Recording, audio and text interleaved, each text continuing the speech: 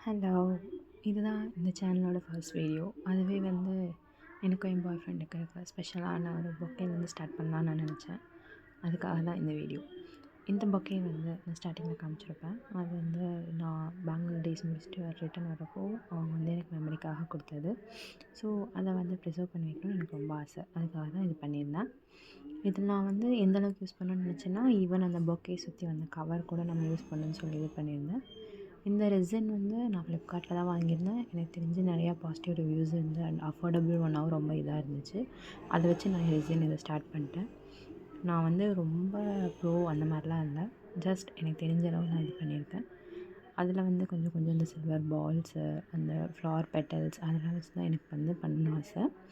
And one more என்னென்னா, அந்த flower அந்த ஸ்டெம் இருக்கும்ல, அதோட இதை வச்சு என்னோடய இனிஷியல் லெட்டர் அதை வந்து வச்சுருக்கணும்னு நான் வச்சுருக்கேன்.